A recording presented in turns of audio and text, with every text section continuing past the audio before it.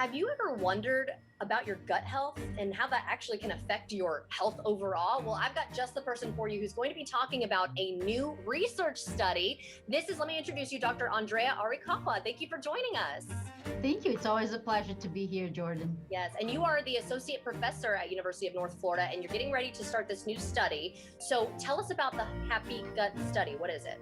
Yeah, so the Happy Gut Study is an 8-week study about fermented vegetables, inflammation, and the gut bacteria. So we want to see if there are benefits of regular consumption of fermented vegetables on inflammation and also on the composition of the gut bacteria. Oh, that's interesting. So you're asking for people to come and participate. So who qualifies? So we're looking for men and women between the ages of 35 and 64. That's easy. Okay, so everyone start coming in. Okay, so what are you asking people to do then if they are able to join? What will they be expected to do? So if they qualify to be in the study, if they're eligible, this is what we call a randomized controlled trial. So if people agree to be in the study, we will randomly assign them to one of two groups. One group is going to follow their usual diet, and the other group will be asked to consume fermented vegetables on a regular basis for 8 weeks. Oh, okay. Yes, and then we'll also ask people to come to the UNF campus to provide a blood sample and small stool samples twice during the study. So it's going to be quick, and they also need to fill out some surveys online. Okay, and you mentioned fermented veggies, so I'm thinking sauerkraut. I mean, are they just going to be eating a bunch of sauerkraut?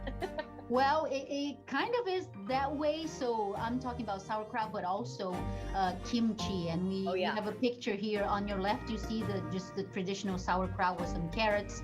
But on the right, you see a picture of kimchi. And for those of you who are not familiar with kimchi, it's a fermented Chinese cabbage that contains spices such as ginger, garlic, and red pepper flakes. And one reason why we picked fermented vegetables for the study is because fermented vegetables have not only the live bacteria that are supposed to be good for our gut, but they also have fiber, and that's the food for the good bacteria. So that's what we call prebiotics. And that's why we picked fermented vegetables as opposed to other fermented foods like yogurt, for example. That was going to be my next question. So it's a prebiotic versus a probiotic. Well, the fermented vegetable is both technically. Really? Okay, that's interesting. It has the prebiotic, which is the food for the bacteria, and it also has the probiotics because they have live bacteria in them. Well, you just taught me something because I didn't really know the difference. So that's really interesting. So how do you look at the gut bacteria, I guess, when you get That's a great question. So I have another picture here for the viewers. And gut bacteria analysis has advanced considerably over the past several years. And we'll provide participants with a kit that you see on the left. There's some small tubes that they can collect the sample of their stool from the convenience of their home.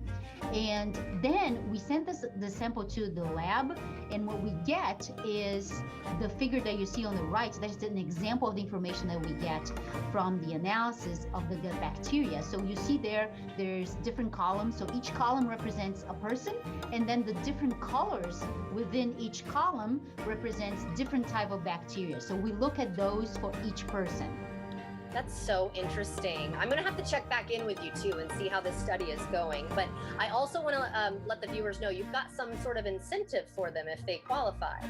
Yes, we do. We actually provide incentives tied to the data collection. So participants can get up to $40 for the first measurements, and then $80 for the second set of measurements that will occur 8 weeks later.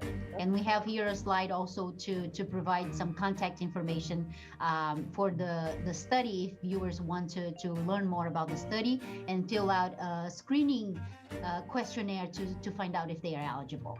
Well, I think this is so interesting. And hey, I mean, I'm sure people, obviously it's a study that would be beneficial and interesting for the person doing it and for y'all. But also with COVID, I mean, a lot of people lost their jobs, $40, $80. I mean, that could that's extra pocket change. That's a couple gallons of gas for your car, maybe more than that. But you know what I mean? Like anybody, that would be great to have that little incentive for that. And also to learn about your gut health. I think this is really, really cool. And again, this is the Department of Nutrition and Dietetics at UNF. So really, really cool stuff. Thank you so much. Thank you, Jordan. And please email us at happygut.unf.edu if you want to find out more information, or visit our website at www.happygut.domains.unf.edu. Okay, well, thank you so much. And I hope I can't wait to learn more. So like I said, I want to circle back around with you in like 8 weeks and see how it went. Well, if you'd like to see this segment again or get more information, go to firstcoastliving.net.